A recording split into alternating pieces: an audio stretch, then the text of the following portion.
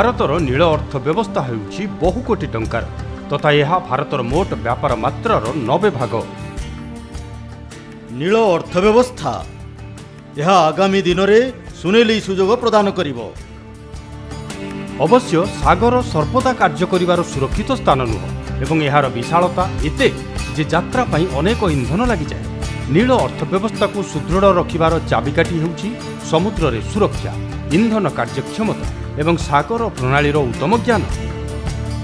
ଭାରତ ସରକାର ଭାରତୀୟ ରାଷ୍ଟ୍ରୀୟ ମହାସାଗର ସୂଚନା ସେବା କେନ୍ଦ୍ର ସ୍ଥାପନ କରିବାର ନିର୍ଣ୍ଣୟ ନେଇଛନ୍ତି, ଯାହାର ବିଶେଷ ଉଦ୍ଦେଶ୍ୟ ଅନୁସନ୍ଧାନକୁ ସାଧାରଣ ଲୋକଙ୍କ ପାଇଁ ଉପଯୋଗୀ ଉତ୍ପାଦରେ ପରିବର୍ତ୍ତିତ କରିବା। ଇନକଏସ୍ ଭୂବିଜ୍ଞାନ ମନ୍ତ୍ରଣାଳୟର ପ୍ରମୁଖ ଅନୁସନ୍ଧାନ ସଂସ୍ଥା ଏବଂ ଏହା ଦେଶ ପାଇଁ ମହାସାଗର ସେବା ପ୍ରଦାନ କରିବାର ଦାୟିତ୍ୱ ତୁଲାଉଛି। ମତ୍ସ୍ୟଜୀବୀମାନଙ୍କ ପାଇଁ ସୁନାମି ସତର୍କତା, ମହାସାଗର ରାଜ୍ୟ ପୂର୍ବାନୁମାନ, ସମ୍ଭାବିତ ମତ୍ସ୍ୟ ପାଳନ କ୍ଷେତ୍ରରେ ପରାମର୍ଶ। କୁଆଡ଼େ ଯାଉଛ? ବଜାରକୁ ଯାଉଛି। ମୁଁ ବି ମାଛ ବଜାରକୁ। ମାଛ ଦାମ ବଢି ଯାଇଛି, ପାଗ ଠିକ ରହିଲାନି ତ ମତ୍ସ୍ୟଜୀବୀଙ୍କ ପାଇଁ ଅସୁବିଧା ହେଲା। କିନ୍ତୁ ମୋ ଦୋକାନୀଙ୍କର ନୁହେଁ, ତାଙ୍କ ପରିବାର ଉନ୍ନତ ଇନକଏସ୍ ଟେକ୍ନିକ ସେବାର ଉପଯୋଗ କରିଥାନ୍ତି, ଯାହାଦ୍ୱାରା ଉଚିତ ଦାମ ସୁନିଶ୍ଚିତ କରାଯାଇପାରିବ। ଆରେ ସେ କେଉଁ ପ୍ରକାର ଟେକ୍ନିକର ବ୍ୟବହାର କରନ୍ତି? ଇନକୋଇସ୍ ପକ୍ଷରୁ ସମ୍ଭାବିତ ମତ୍ସ୍ୟ ପାଳନ କ୍ଷେତ୍ର ପରାମର୍ଶରେ ଦିନକ ପୂର୍ବର ନକ୍ସା ଏବଂ ବିବରଣୀ ଉପଲବ୍ଧ ରହିଥାଏ, ଯେଉଁଥିରେ ମାଛ ଧରିବା ପାଇଁ ସର୍ବଶ୍ରେଷ୍ଠ କ୍ଷେତ୍ରର ସଂକେତ ମିଳିଥାଏ, ଯାହାଦ୍ୱାରା ଆଗକୁ ଯୋଜନା କରିହେବ ଏବଂ ଏହା ସହିତ ସମୟ ଓ ଇନ୍ଧନ ମଧ୍ୟ ବଞ୍ଚାଯାଇପାରିବ। ଜଳଯାତ୍ରା ସମୟରେ ସୁରକ୍ଷା ପାଇଁ ଇନକୋଇସ୍ 7 ଦିନ ପୂର୍ବରୁ ଦୈନିକ ମହାସାଗର ରାଜ୍ୟ ପୂର୍ବାନୁମାନ ପ୍ରଦାନ କରିଥାଏ। ଘୂର୍ଣ୍ଣିଝଡ଼ ଆରମ୍ଭ ସମୟରେ ଉଚ୍ଚ ଲହଡ଼ି ସଙ୍କଟ ସୂଚନା ଏବଂ ସତର୍କତା ତଥା ତୋଫାନର ସତର୍କତା ସହିତ IMD ସଂଯୁକ୍ତ ଭାବେ ପ୍ରଦାନ କରାଯାଇଥାଏ। ଏହା ସମୁଦ୍ରରେ ସୁରକ୍ଷା ପାଇଁ ଏକ ସହାୟକ ସାଧନ ତଥା ଏହା ତେଲ ଫିଲ୍ଡର ମଧ୍ୟ ଠିକଣା କରିଥାଏ। ୟୁନେସ୍କୋ ଦ୍ୱାରା ପ୍ରାଧିକୃତ ସେବା ପ୍ରଦାତା ଭାବରେ ବିଶ୍ୱସନୀୟ 24x7 ସୁନାମି ଚେତାବନୀ ସେବା 25ରୁ ଅଧିକ ଦେଶରେ ସଙ୍କଟ ସଂକେତ ଏବଂ ସତର୍କତା ଜାରି କରିଥାଏ। ଏବେ ଆମ ପାଖରେ ସମ୍ପୂର୍ଣ୍ଣ କ୍ରିୟାଶୀଳ ଭାରତ ମହାସାଗର ସୁନାମି ସତର୍କତା ପ୍ରଣାଳୀ ରହିଛି। ସମ୍ପୂର୍ଣ୍ଣ ଭାବରେ ଇନକୋଇସ୍ର ସେବା ମତ୍ସ୍ୟଜୀବୀମାନଙ୍କ ଆବଶ୍ୟକତା କେବଳ ନୁହେଁ ବରଂ ବ୍ୟାପକ ଶ୍ରେଣୀର ଉପଯୋଗୀକାରୀଙ୍କ ଆବଶ୍ୟକତାକୁ ପୂରା କରିଥାଏ। ଉପକୂଳବର୍ତ୍ତୀ ନିବାସୀ, ଭାରତୀୟ ନୌସେନା ଏବଂ ତଟରକ୍ଷକ, ଦୁର୍ବିପାକ ପ୍ରବନ୍ଧନ ପ୍ରାଧିକରଣ, ବନ୍ଦର କର୍ମଚାରୀ, ସମୁଦ୍ର ଏବଂ ପ୍ରଦୂଷଣ ନିୟନ୍ତ୍ରଣ ବୋର୍ଡ, ନୌବାହନ, ତେଲ ଏବଂ ପ୍ରାକୃତିକ ଗ୍ୟାସ୍ ପରି ଉଦ୍ୟୋଗ, ପର୍ଯ୍ୟଟନ ବିଭାଗ, ମହାସାଗର ବୈଜ୍ଞାନିକ ତଥା ବେସରକାରୀ ସଂଗଠନ।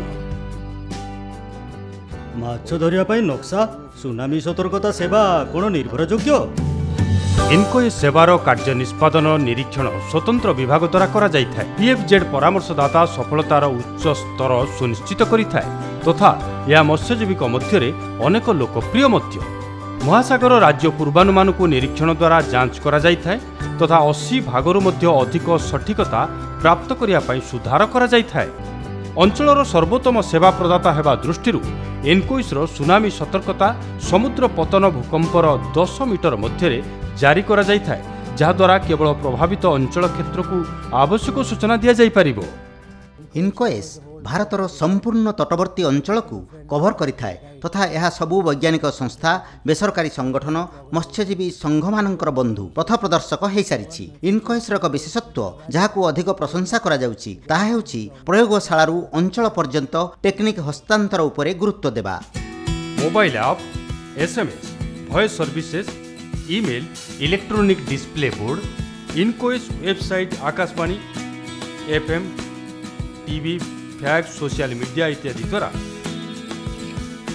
ଇନକୋଇସ୍ର ସେବା ଇଂରାଜୀ ଏବଂ ହିନ୍ଦୀ ସହିତ ଭାରତର 8ଟି ଉପକୂଳବର୍ତ୍ତୀ ଭାଷାରେ ସହଜରେ ଉପଲବ୍ଧ ଅଛି।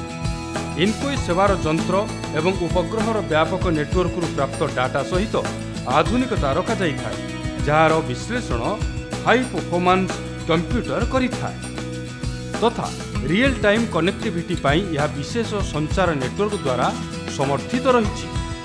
ଇନକୋଇସ୍ ବିଶେଷ ଡାଟା ଉତ୍ପାଦ ଉତ୍ପନ୍ନ କରିଥାଏ ତଥା ଏହା ଆନ୍ତର୍ଜାତୀୟ ଡାଟା ଏକ୍ସଚେଞ୍ଜ ଦ୍ୱାରା ରାଷ୍ଟ୍ରୀୟ ମହାସାଗରୀୟ ଡାଟା କେନ୍ଦ୍ର ରୂପରେ କାର୍ଯ୍ୟରତ।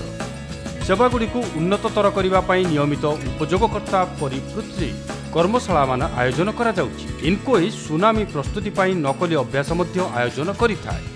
ଏହି କେନ୍ଦ୍ର ବିଭିନ୍ନ କାର୍ଯ୍ୟକ୍ରମ ଯେପରିକି ଆୟୋବୁସ୍, ସାଇବର ଇତ୍ୟାଦିରେ ଆନ୍ତର୍ଜାତୀୟ ଏଜେନ୍ସିଗୁଡ଼ିକ ସହ ମିଶି କାମ କରିଥାଏ। यह विश्व आग्रो कार्यक्रम दीप सागर जांच को सहायता करिଥାଏ तथा यह अर्को डाटा पाई उभय क्षेत्रीय एवं राष्ट्रीय केन्द्र मध्य महासागर वैज्ञानिक इनकोइस रे इटको महासागर रे निजर ज्ञानकौशल को आधुनिकतम करिଥାଏ जहाँ यूनेस्को सह बुझामणा द्वारा स्थापन करा जाइछि। आमे क्लाइमेट चेंज विषय अनेक किछि सुनिचु से माने कोन ताको ट्रैक करूछंती। केन्द्र कोराल ब्लीचिंग अलर्ट सेवा प्रदान करिଥାଏ। इनकोइस वैज्ञानिक हानिकारक शैवालर खेलिबा उपरे मध्य अध्ययन करिथांती एवं उपकूल तथा सामुद्रिक उद्योग को परामर्श मध्य प्रदान करिथांती। डिजिटल इंडिया एवं मेक इन इंडिया केवल एक स्वप्न नुहे बरं एक वास्तवता। पैसा संचय अधिक सुविधा एवं सुरक्षा पाई अधिकांश लोकों को यही सेवार लाभ उठाइबा उचित। आसंतु परिवर्तनर लहड़ीर भागीदार हुंतु। अधिक सूचना पाई www.incois.gov.in देखंतु।